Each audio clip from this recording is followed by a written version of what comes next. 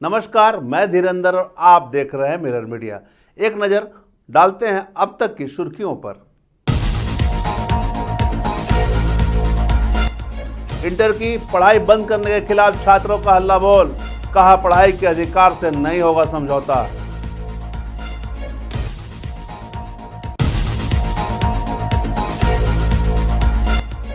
Brown sugar के साथ 4 आरोपी गिरफ्तार, 10 लाख रुपए नगद भी बरामद।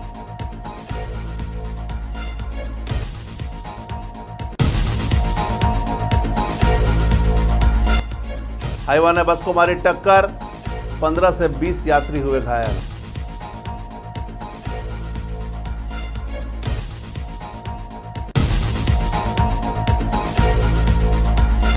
डाक विभाग की योजनाएं पहुंच रही हैं गांव-गांव, आम लोगों को मिल रहा है लाभ।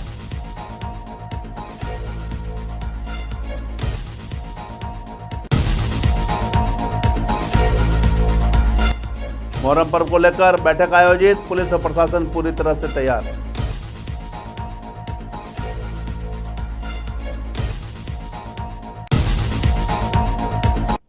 अब खबरें विस्तार से।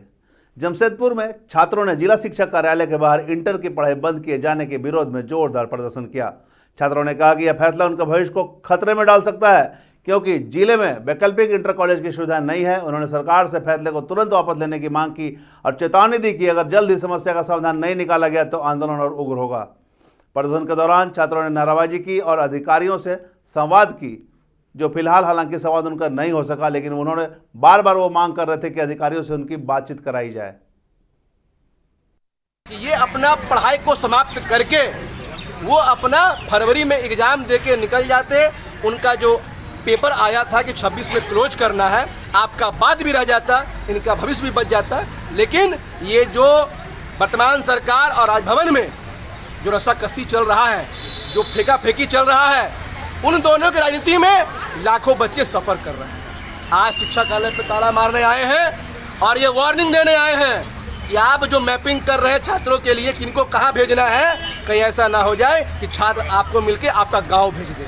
हम इसकी तैयारी भी करके यहाँ पर आ जाए हैं।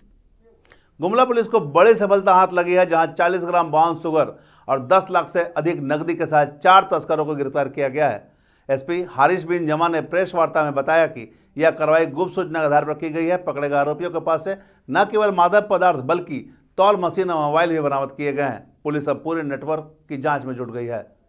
एरिया में किया गया और मैं यहाँ पे बता दूं आपकी जानकारी के लिए, ये जो छापेमारी हुई इसको बहुत ही प्लान करके सुनियोजित तरीके से किया गया।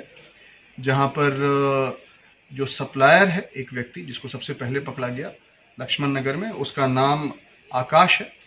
आकाश को बुलाया गया और इसीलिए बुलाया गया ताकि वो जो उसके पास ब्राउन शुगर है उसको सप्लाई कर सके। उसमें पुलिस के ही लोग थे। पुलिस ने उसको वहाँ पर से अरेस्ट किया, उसके साथ के लोग भागने लगे। फिर जो पुलिस की पूरी टीम मौजूद थी वो अलग अलग जगहों पर जाके छापेमारी करना शुरू की, तो इसके ही और 2-3 सहयोगियों को अलग अलग जगह से पकड़ा गया। मुख्यतः जो मेन एरिया है जहाँ से इनकी गिरफ्तारियाँ हुई हैं वो ग्राम चाहा है, जो कि टाउन थाना क्षेत्र में ही आता है। टोटल 4 व्यक्तियों को पकड़कर हम लोग फॉरवर्ड कर रहे हैं, इनको जेल भेजा जाएगा। इनके पास से जो ब्राउन शुगर बरामद हुआ है वो अलग अलग लोगों के पास से अलग अलग मात्रा में बरामद हुआ है, लेकिन मैं ये कह सकता हूँ कि तकरीबन 40 ग्राम के आसपास ब्राउन शुगर इनसे प्राप्त हुआ है। और चाईबासा में एक सड़क हादसे में उस वक्त अफरा तफरी मच गई जब हाईवा ने सवारियों से भरी बस को टक्कर मार दी। हादसे में 15 से 20 यात्री घायल हो गए, जिन्हें स्थानीय की मदद से सदर अस्पताल में भर्ती कराया गया। चश्मदीदों का कहना है कि हाईवा तेज रफ्तार में थी। पुलिस पूरे मामले की जांच कर रही है। घायलों की स्थिति फिलहाल खतरे से बाहर बताई जा रही है। हजारीबाग में डाक विभाग की ओर से एक कार्यशाला का आयोजन किया गया, जिसमें जन कल्याणकारी योजनाओं को गांव-गांव तक पहुंचाने की रणनीति पर चर्चा हुई। रांची से आए डाक सेवा निदेशक आरबी चौधरी ने बताया कि डाक जीवन बीमा, ग्रामीण डाक जीवन बीमा, सुकन्या समृद्धि योजना जैसी केंद्र की योजनाएं अब डाकघरों के माध्यम से सुदूर ग्रामीण जनता तक आसानी से पहुंच रही है। इस दौरान 3 उत्कृष्ट कर्मचारियों को सम्मानित भी किया गया, जिन्होंने इन योजनाओं को जमीनी स्तर पर लागू करने में महत्वपूर्ण भूमिका निभाई। आज का जो ये हमारा जो गोष्ठी हो रही है, इसको जो भारत की सबसे पुरानी बीमा पॉलिसी जो है भारतीय डाक जीवन बीमा पॉलिसी, जो 1884 में शुरू हुई थी। उसमें कोई भी ना प्राइवेट ना सरकारी संस्था ऐसी थी जो बीमा देती थी। उस सबसे पुरानी संस्था को जन जन तक पहुंचाना, और जो माननीय प्रधानमंत्री का लक्ष्य है भारत के अंतिम व्यक्ति तक हर सुविधा को पहुंचाना, उसके तहत ये गोष्ठी आयोजित की गई है, ताकि जो भी जो योजनाएं परियोजनाएं केंद्र और राज्य की हमारे माध्यम से जन जन तक जा रही हैं, उसको हम डोर स्टेप डिलीवरी करें। ना पब्लिक को हमारे पास आना ना रहे, बल्कि हमारे जितने साथी यहाँ बैठे हैं वो डोर स्टेप घर घर जाके उन योजनाओं परियोजनाओं को जन जन तक पहुँचाएंगे। पाकुड़ में मुहर्रम पर्व को शांतिपूर्ण ढंग से संपन्न कराने के लिए जिला प्रशासन ने एक अहम बैठक की। उपायुक्त मनीष कुमार और एसपी निधि द्विवेदी की अध्यक्षता में हुई इस बैठक में मुहर्रम कमेटी के प्रतिनिधियों, जनप्रतिनिधियों और अधिकारियों के साथ विस्तृत चर्चा हुई। जुलूस के दिन ड्रोन से निगरानी और सोशल मीडिया पर विशेष नजर रखने की योजना बनाई गई। प्रशासन ने सभी समुदाय से भाईचारे और संयम के साथ पर्व मनाने की अपील की। पर्व त्योहार मनाते हैं। इस बार हमारा 2-3 पर्व त्योहार एक साथ चल रहा है, अगले 3-4 दिनों में रहेगा, चाहे वो मुहर्रम हो, चाहे वो लौटती हमारा जो ये रथ यात्रा का हो, और इसके अलावा भी जो हमारा गुप्त नवमी भी चल रहा है। तो इस सभी पर्व त्योहार में सभी लोग अपने अपने धर्म का पर्व त्योहार अच्छे से मनाएं, अननेसेसरली कहीं डीजे इत्यादि का प्रयोग ना करें, उत्तेजक नारे ना लगाएं। हम लोग कंट्रोल रूम से एक्टिवली मॉनिटर करेंगे, और अगेन जो असामाजिक तत्व हैं हम लोग आप पे कड़ी निगरानी। बोकारो थलमा थाना में मुहर्रम को लेकर आयोजित शांति समिति की बैठक में स्थानीय प्रशासन ने सांप्रदायिक सौहार्द बनाए रखने की अपील की। बैठक में वीडियो मुकेश कुमार ने भ्रामक खबरों से बचने की हिदायत दी और सोशल मीडिया पर अफवाह फैलाने वाले के खिलाफ सख्त कार्रवाई की चेतावनी दी। जबकि थाना प्रभारी ने बताया कि जुलूस के दौरान बिजली की आपूर्ति बाधित रहेगी ताकि किसी भी तरह की दुर्घटना न हो। क्षेत्र की परंपरा रही है शांतिपूर्ण और सौहार्दपूर्ण वातावरण में हम त्यौहार को मनाएं, जिसकी चर्चा की गई है। हम सबों ने यह निर्णय लिया कि आगामी त्यौहार में जहां कुछ कमियां हैं, जहां लाइट की, जहां सीसीटीवी कैमरा, जहां पेड़ की डाली को छटवाने की बात है, रोड में टेम्पररी जो गड्ढा वगैरह हैं उसके निराकरण के लिए जो है हम लोग प्रयास कर रहे हैं और करेंगे। इसके साथ ही हम लोगों ने यह भी निर्णय लिया है कि सोशल मीडिया पर हमारी हम नज़र रहेगी पुलिस प्रशासन की। कोई भी अगर इसमें सौहार्दपूर्ण वातावरण को बिगाड़ने की कोशिश करेगा तो उस पर त्वरित कानूनी कार्रवाई की जाएगी।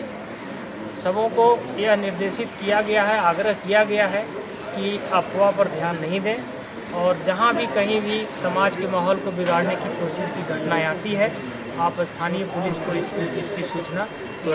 जमशेदपुर के कपाली अलीनगर में भारी जल जमाव और उससे उपजे सांपों के डर से लोग भयभीत है।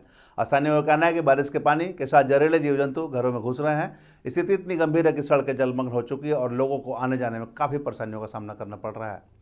लोगों ने विधायक सविता महतो पर 6 साल से उदासीनता रखने का आरोप लगाया और यह भी कहा कि वो कुछ काम नहीं करते, साथ ही जल्द समाधान की मांग भी की। हर साल भी विधायक को बोला गया है, लेकिन ये अलीनगर कपाली का जो समस्या है बहुत खतरनाक समस्या है। विधायक को, नगर परिषद को कपाली का बोला गया है ये रोड के बारे, नाली के बारे कि रोड को दुरुस्त किया जाए, मरम्मत किया जाए, लेकिन आज तक कोई सुनवाई नहीं हुआ। और सविता महतो विधायक जो है ये उनको भी जो है हम लोगों ने खबर किया है कि विधायक जी ये थोड़ा इस नाली और रोड पर ध्यान दीजिए, चूँकि यहाँ बहुत ही परेशानी का लोगों को सामना करना पड़ता है, जीना दुश्वार है और चलना भी बहुत दुश्वार है। चूँकि यहाँ बच्चों को इतना मुश्किल है कि रोज़ाना बच्चे यहाँ गिर जाते हैं, एक्सीडेंट भी होता है। यहाँ 2-3 बार टेम्पो भी पलटी हो चुका है इस रोड में। पानी घुस जाता है, सोता हुआ रात में सब बाल बच्चा सब मिल करके पानी निकालते हैं, छोड़ते हैं। अलीनगर कपाली खाली नाम का है। जमशेदपुर के जुगसले थाना क्षेत्र में बुधवार शाम को एक युवक मोहम्मद शहंशाह पर चाकू से जानलेवा हमला कर दिया। बताया जा रहा है कि मामूली विवाद के बाद आरोपी ने शहंशाह पर ताबड़तोड़ वार किए और मौके से फरार हो गया। घायल युवक को पहले TMH लाया गया और फिर हालत बिगड़ने पर रिम्स रेफर कर दिया गया। फिलहाल आरोपी की तलाश में पुलिस छापेमारी भी कर रही है। इतना लड़ाई झगड़ा हुआ, लड़ाई झगड़ा मतलब चाकू चला दिया। और क्या किसके साथ हुआ था लड़ाई झगड़ा? वो जो लड़का है, नाम नहीं जानते कौन लड़का है, वही रहता है। इसका क्या नाम है? इसका नाम MD था। क्या करता क्या है? ऑटो चलाता है। तो किसके साथ झगड़ा हुआ? नाम नहीं जानता है, लड़का ही। किस बात को लेकर झगड़ा हुआ? वो कितने लोग थे वो लोग? कितना लोग थे वो लोग? कितना लोग था वो लोग जिसके साथ? अकेले था। क्या स्थिति क्या है अभी? स्थिति अभी तो डॉक्टर बता रहे हैं कि जो फेफड़ा है ना, फेफड़ा में मतलब हवा घुस गया और खून भी जम गया। कितने चाकू लगा है? कितने चाकू लगा? पाकुड़ में शहीद एसपी अमरजीत बलिहार और अन्य जवानों की शहादत को याद करते हुए श्रद्धांजलि सभा का आयोजन किया गया। इस दौरान अमरजीत बलिहार की प्रतिमा का अनावरण भी किया गया और अब उस स्थान को अमरजीत बलिहार चौक के नाम से जाना जाएगा। डीसी, एसपी और अन्य अधिकारियों ने माल्यार्पण कर उन्हें श्रद्धांजलि दी और पुलिस बल को कर्तव्य पर डटे रहने की प्रेरणा दी।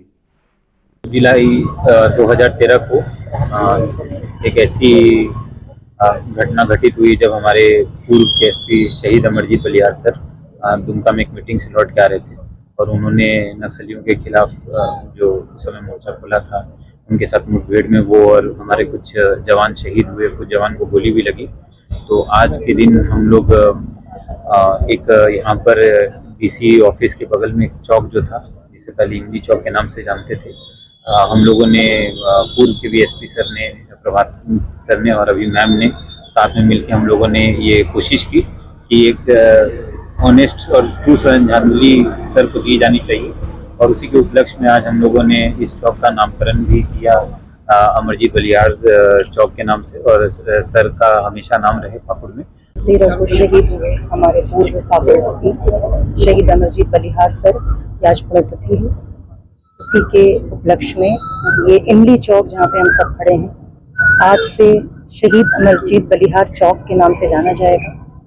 मेरे पूर्ववर्ती प्रभात और डीसी महोदय ये परिकल्पना थी उनकी, इसके लिए मैं इनकी बुरी प्रशंसा करती हूँ, आभारी। अब तक की खबरों में बस इतना ही। देश और दुनिया की तमाम खबरों के लिए बने रहे मिरर मीडिया के साथ।